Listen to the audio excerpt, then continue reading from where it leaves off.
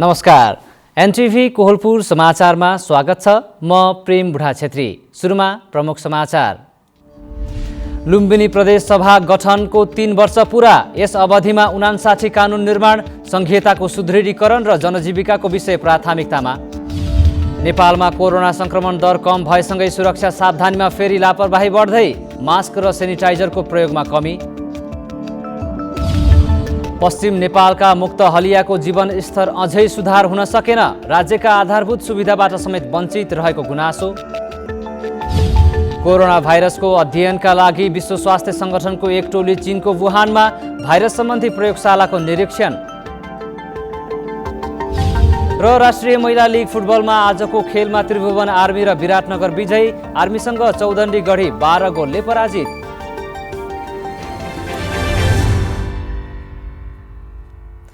समाचार अब विस्तारमा। लुम्बिनी प्रदेश सभा गठनको 3 वर्ष पूरा भएको अवसरमा लुम्बिनी प्रदेश सभाले विविध कार्यक्रम गरी मनाएको छ। संघीयतालाई संस्थागत गर्दै कानुन निर्माणलाई प्राथमिकता दिएको प्रदेश सभाले यस अवधिमा 59वटा कानुन निर्माण गरेको लुम्बिनी प्रदेशका सभामुख पूर्णबहादुर घरतीले बताउनुभयो। लुम्बिनी प्रदेश सभाले स्थापनाको 3 वर्षमा संघीयताको सबलीकरण, आर्थिक तथा सामाजिक सुशासन र जनजीविकासँग जोडिएका विभिन्न 59वटा विधेयक पारित गरेको कानुन निर्माण मुख्य प्राथमिकता भएको पुष्टि गरेको छ। प्रदेश सरकारले पहिलो वर्षलाई कानुन निर्माणको वर्षका रूपमा घोषणा गरेकोले पनि प्रदेश सभाले सोही अनुसार विभिन्न समिति गठन गरी कानुन निर्माणका कामलाई प्राथमिकताका साथ अघि बढाएको थियो। कार्यक्रम प्रदेश प्रमुख धर्मनाथ यादवको प्रमुख आतिथ्यतामा भएको कार्यक्रममा बोल्दै प्रदेश सरकारका प्रवक्ता बैजनाथ चौधरीले प्रदेश सरकारले विगत 3 वर्ष जनतालाई प्रदेश सरकारको अनुभूति दिने गरी काम गरेको बताउनुभयो।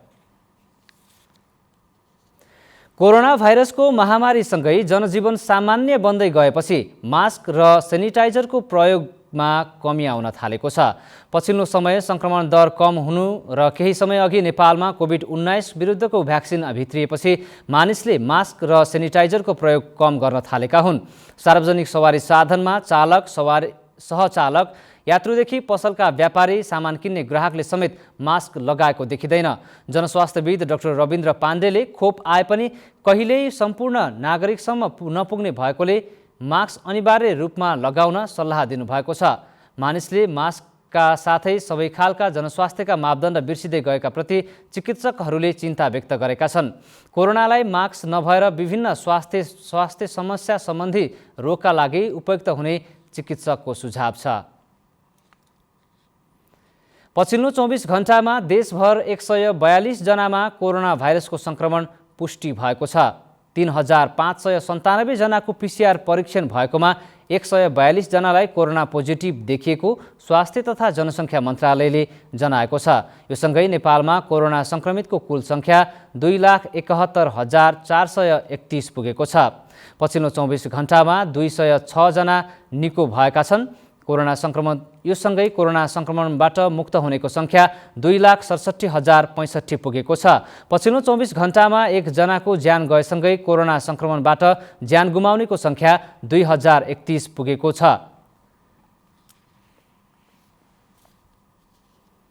दाङ जिल्लामा स्वास्थ्य बिमा कार्यक्रम लागू हुने भएको छ। नेपाल सरकारले प्रत्येक नागरिकको स्वास्थ्य बिमा गर्ने व्यवस्था अन्तर्गत कार्यक्रम लागू हुन लागेको लुम्बिनी प्रदेशका स्वास्थ्य बिमा संयोजक मनोज पौडेलले बताउनुभयो। स्वास्थ्य बिमा कार्यक्रम अन्तर्गत 5 जनाको परिवारले 3,500 रुपैयाँ बुझाएमा 1 वर्षका लागि 1 लाख रुपैयाँ बराबरको स्वास्थ्य बिमा हुनेछ।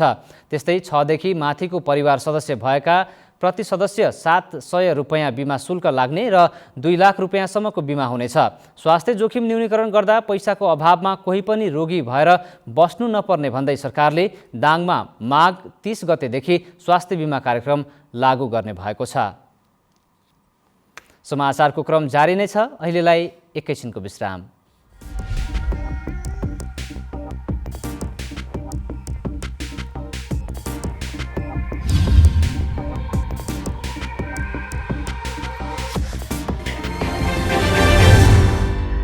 लामो समयसम्म हामी बन्दाबन्दी वा चाहिँ निषेधाज्ञा लागू गरेर चाहिँ सङ्क्रमण दरलाई नियन्त्रण गर्ने बाटोमा अगाडि बढ्न सक्ने अवस्था रहँदैन।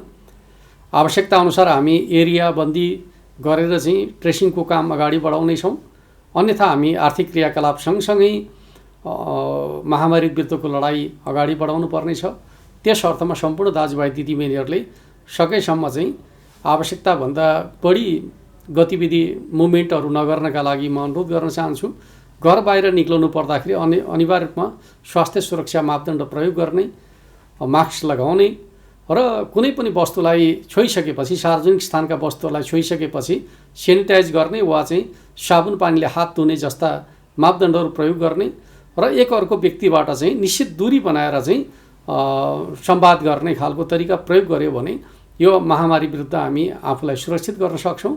त्यो दिशामा सम्पूर्ण दाजुभाइ दिदीबहिनीहरूको सहयोग हुनेछ भन्ने विश्वास र अपेक्षाका साथ म हार्दिक अनुरोध गर्न चाहन्छु।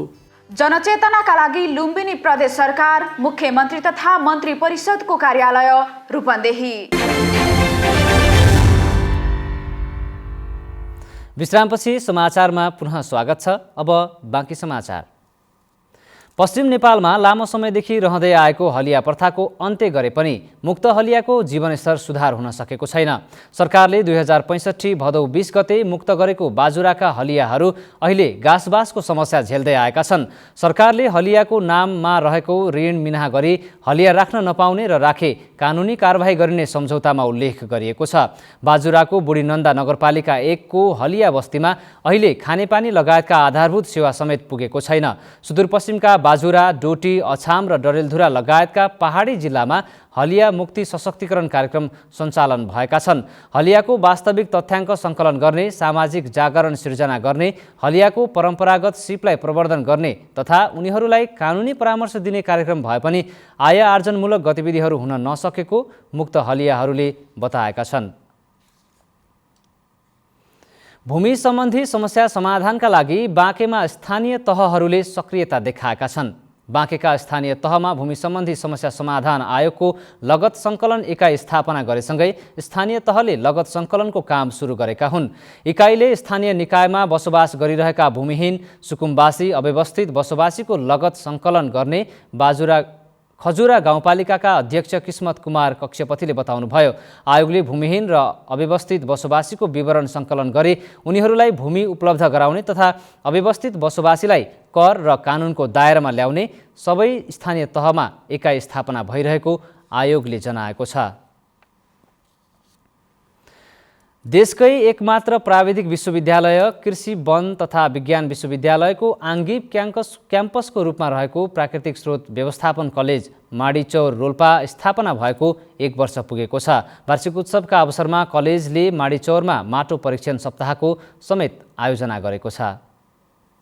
कृषि तथा वन विज्ञान विश्वविद्यालयको 7औं आङ्गिक क्याम्पसको रूपमा गत वर्ष स्थापना भएको प्राकृतिक स्रोत व्यवस्थापन कलेज माडीचौरले आज एक कार्यक्रमको आयोजना गरी प्रथम वार्षिक उत्सव मनाएको छ। वार्षिक उत्सव समारोहलाई सम्बोधन गर्दै कृषि तथा वन विज्ञान विश्वविद्यालयका उपकुलपति प्राध्यापक डाक्टर पुण्यप्रसाद रेग्मीले कृषि प्रधान देशमा कृषि संकाय पढ्ने विद्यार्थीहरू 1% मात्रै भएकाले यस वर्षदेखि 7वटै प्रदेशमा कृषि संकायको स्नातक तहको पढाइ सुरु गर्न लागेको बताउनुभयो।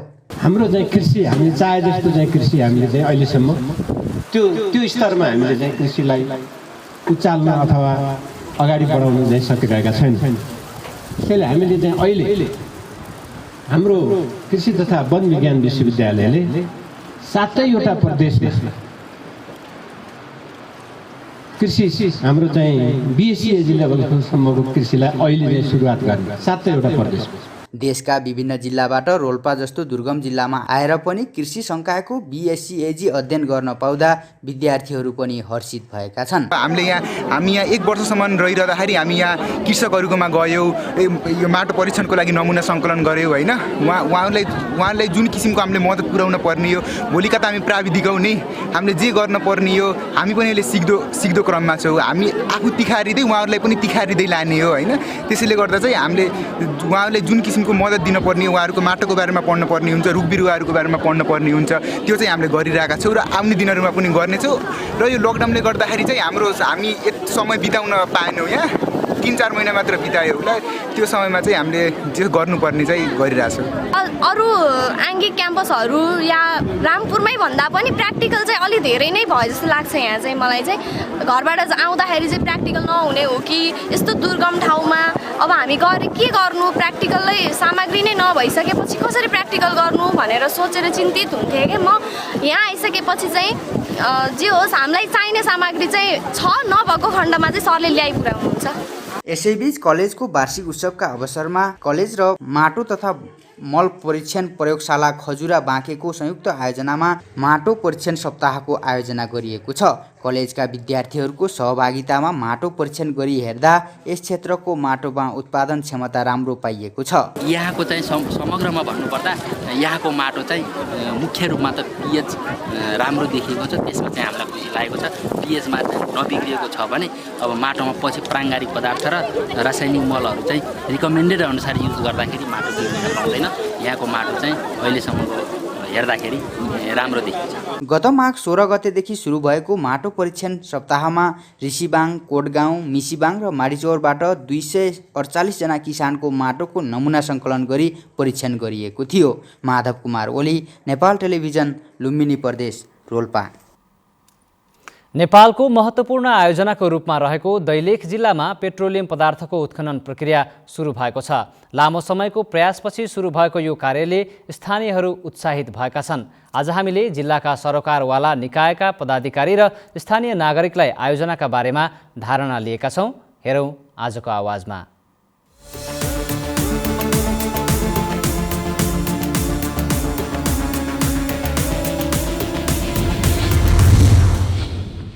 पहिलो पटकको हाम्रो जुन काम थियो त्यो काम सकियो, अर्थात् यसलाई यो कुन चिज हो के हो भन्ने पहिलो 6 महिनाको कार्यक्रम सकियो र त्यसबाट यो मिथिल ग्यास हो र यसमा पेट्रोलियम पदार्थ पनि छ भन्ने खालको त्यो रिपोर्ट भएको मैले जानकारी प्राप्त गरेको छु। अब दोस्रो चरणको कार्यक्रममा यसको स्टोरेज कति हुने, कहाँ छ, के छ, अब यसले राष्ट्रलाई कति योगदान गर्छ, यी कुराहरू अन्वेषण हुने हो। मित्र राष्ट्र चीनको सहयोगमा यो निर्माणाधीन प्रोजेक्ट हो र अहिले कोरोनाको यो कहरका कारणले केही समय त्यो प्रोग्राममा संलग्न हुनुपर्ने साथीहरू आउन सक्नु भएको छैन। यसमा हामी पनि आफ्नो ढङ्गले पहल गरिरहेका छौँ, सरकारले पनि पहल गरिरहेको छ र छिटै अब दोस्रो चरणको अन्वेषण गर्ने टोली दैलेख आउँछ। पहिलेको 30-40 वर्ष अगाडिको चाहिँ हाम्रो बाल्यकालमा हामीले यहाँ पेट्रोलको खानी हुनसक्छ, स्रोत हुनसक्छ भनेर जुन हामी सोच्थ्यौँ र सुन्थ्यौँ, त्यो अहिले आएर करिब चीन सरकारका प्रतिनिधिहरू, विशेषज्ञहरू आएर यो कामको थालनी हुन लागेको छ। हामी पनि निकै उत्साहित भएका हौँ र अहिले आएर यो स्थल अर्थात् दैलेख पेट्रोलको स्रोत खानी हामीसँग उपलब्ध छ र यसलाई राम्रोसँग चाहिँ उत्खनन गरेर यसको अझ परीक्षण गरिसकेपछि हामी यो भण्डारबाट निकै आय आर्जन गर्न सक्छौँ, राष्ट्र धनी हुनसक्छ, सफल हुनसक्छ र दैलेखको मुहार फेरिन्छ भन्ने आशामा छौँ। यो श्रीस्थान, नाभिस्थान यता दैलेख एरियामा भयो भनेपछि हाम्रो दैलेख जिल्ला नेपाल राज्यकै एउटा समृद्ध जिल्ला हुनेछ। त्यसमा कर्णाली प्रदेश समृद्ध प्रदेश हुनेछ र सिङ्गो नेपाल राष्ट्र नै एउटा पेट्रोलियम पदार्थ उत्खनन भयो भने समृद्ध हुनेछ र नेपाल राज्यमा पहिलो पटक पेट्रोलियम पदार्थ यही दैलेख जिल्लामा उत्खनन हुनेछ। त्यसैले पनि यसको महत्त्व असाध्यै ठुलो छ। अब चाइना सरकारले जुन स्टेपमा काम गरिरहेको थियो, सबै ठाउँमा नापजाँच इत्यादि भई सबै कुराहरू भइसकेको अवस्थामा यो काम अधुरो रहँदा हामीलाई अलिकता अप्ठ्यारो पनि लागेको छ। तर अब पनि त्यो पर्यटकीय क्षेत्र जस्तो ठाउँ हो हुन त, तर त्यसलाई नबिग्रिने गरेर पनि त्यसलाई जाने निकाल्न सक्ने अवस्था भयो भने सबैभन्दा राम्रो, सबैभन्दा उचित यहाँको जनताले र सरकारले पनि भोलि यहाँबाट निस्केको पेट्रोलियम पदार्थबाट देश अलिकता उँभो लाग्न सक्ने जस्तो देखिन्छ।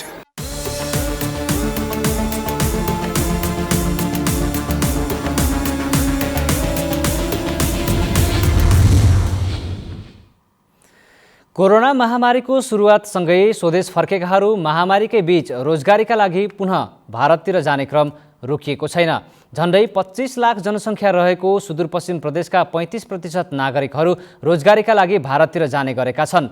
कोरोना महामारी सुरु भएका बेला कोरोनाको त्रास र लकडाउनका कारण धेरैले नेपाली स्वदेश फर्किएका थिए। जिल्ला प्रशासन कार्यालय कञ्चनपुरका अनुसार गएको साउनदेखि पुस मसान्तसम्म गौरीफन्टा र गड्डाचौकी नाकाबाट मात्रै 1,72,565 जना नेपाली भारत गएका छन्। नेपालीहरू रोजगारी र औषधि उपचारका लागि दैनिक भारततर्फ गइरहेको कञ्चनपुरका प्रमुख जिल्ला अधिकारी रामकुमार महतोले बताउनुभयो। समाचारको क्रम जारी नै छ। अहिलेलाई एकैछिनको विश्राम।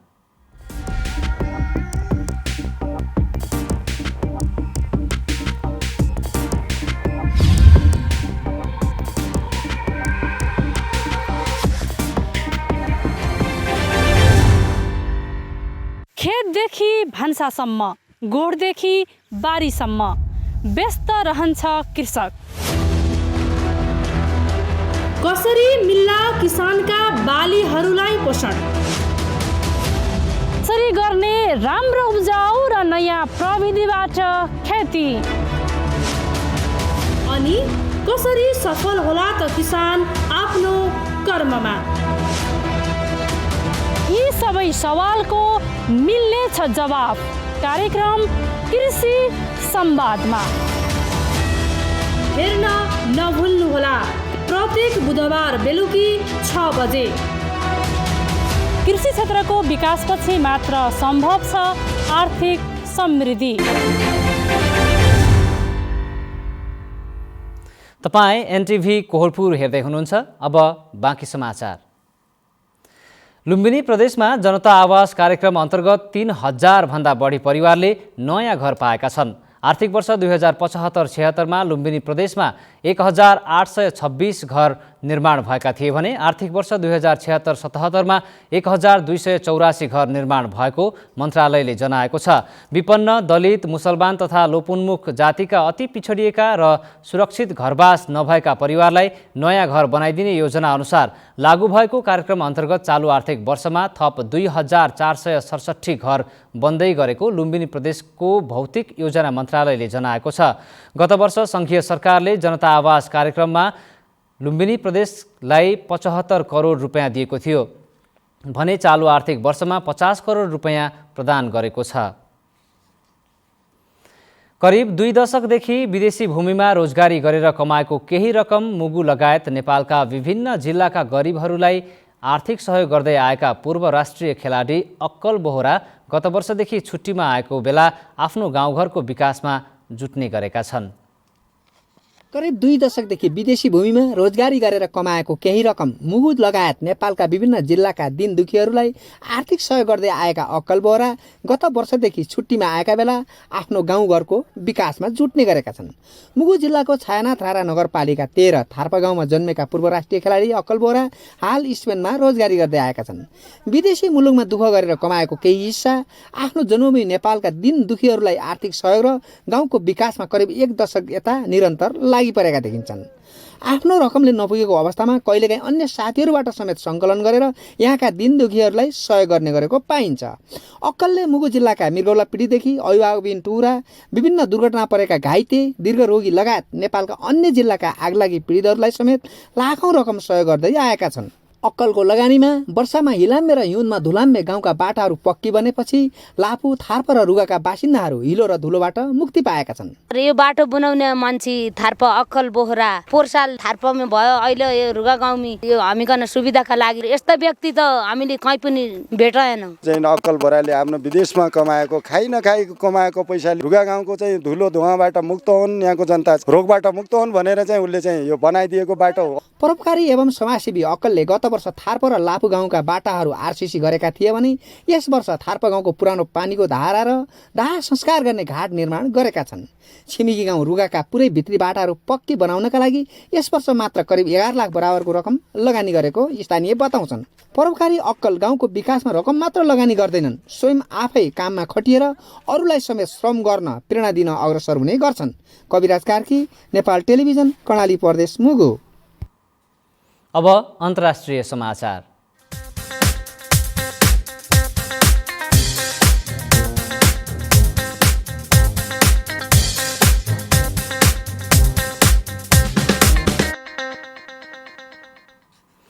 कोरोना भाइरसको बारेमा अध्ययनका लागि विश्व स्वास्थ्य सङ्गठनको एक टोली चीनको वुहान सहर पुगेको छ।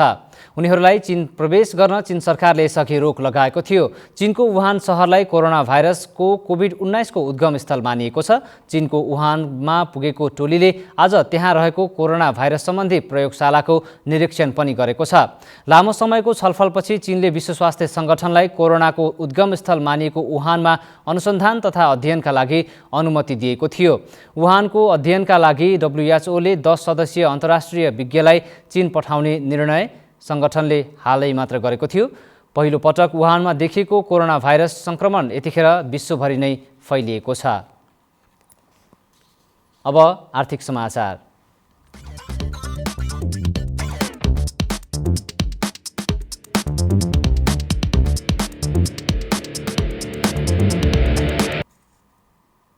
आन्तरिक राजस्व कार्यालय कृष्णनगर कपिलवस्तुले तौलिहमा पनि कार्यालय स्थापना गरेपछि करदातालाई सहज भएको छ। चालु आर्थिक वर्षको सुरुवातमै करदाता कार्यालय सञ्चालनमा ल्याएपछि त्यस आसपासका करदातालाई कृष्णनगर जानुपर्ने बाध्यताको अन्त्य भएको छ। आन्तरिक राजस्व कार्यालय कृष्णनगर कपिलवस्तुले तौलिहवामा चालु आर्थिक वर्षको सुरुवातसँगै करदाता सेवा कार्यालय सञ्चालनमा ल्याएको हो। नयाँ दर्ता, आयकर, मूल्य अभिवृद्धि कर, अन्तशुल्क, कर चुक्ता लगायतका सेवाहरू लिन पाउने गरी व्यवस्था मिलाइएको छ।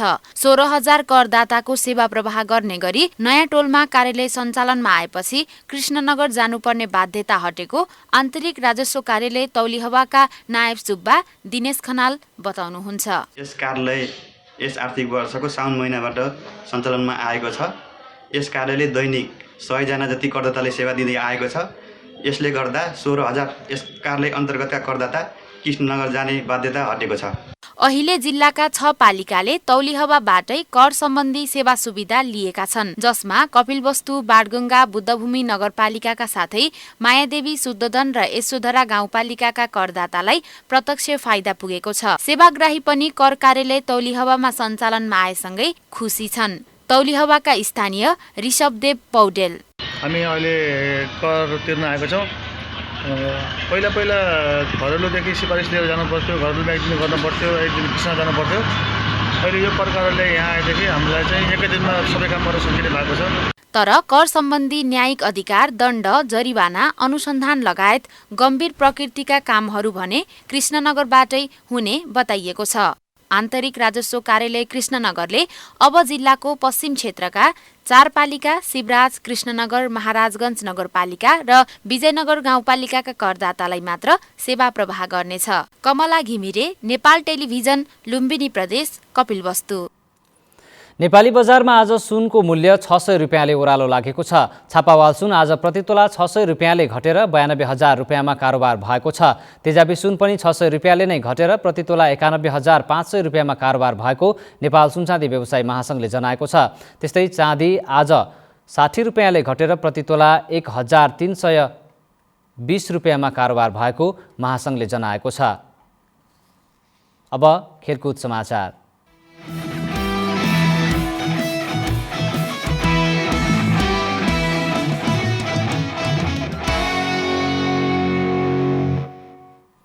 राष्ट्रिय महिला लिग फुटबलमा त्रिभुवन आर्मी क्लबले चौदण्डी गढी नगरपालिका उदयपुरलाई 12-0 गोलले अन्तरले हराएको छ।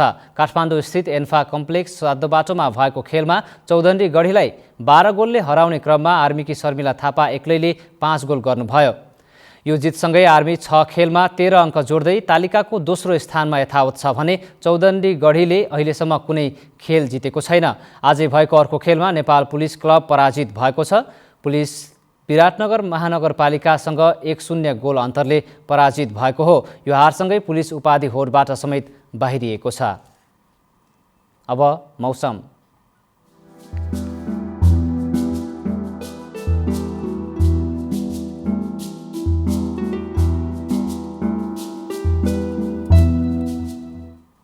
आज सुदूरपश्चिम र कर्णाली प्रदेशका पहाडी भूभागमा आंशिक बदली रही बाँकी भूभागमा मौसम सामान्यतया सफा रह्यो। आज राति पनि देशका पहाडी भूभागमा आंशिक बदली रही बाँकी भूभागमा मौसम सामान्यतया सफा रहनेछ भने उच्च पहाडी तथा हिमाली भूभागका थोरै स्थानमा हल्का हिमपातको सम्भावना रहेको मौसम पूर्वानुमान महाशाखाले जनाएको छ। अब मौसम सम्बन्धी थप विवरण।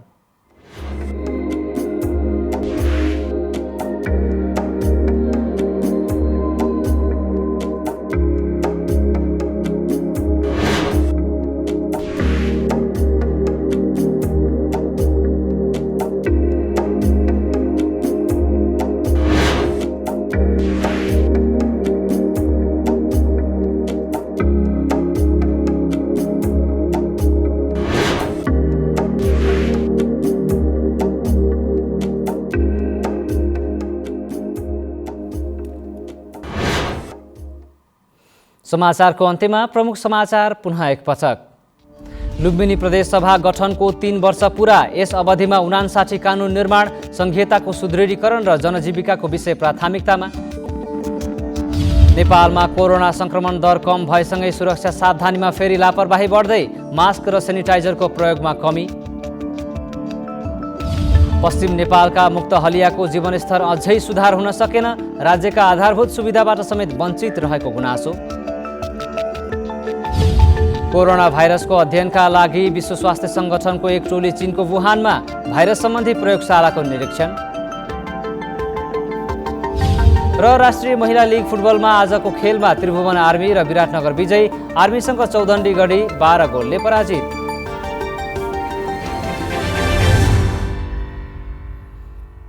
हवस् त अहिलेलाई समाचारको सिलसिला यति नै। बिदा दिनुहोस्। नमस्कार।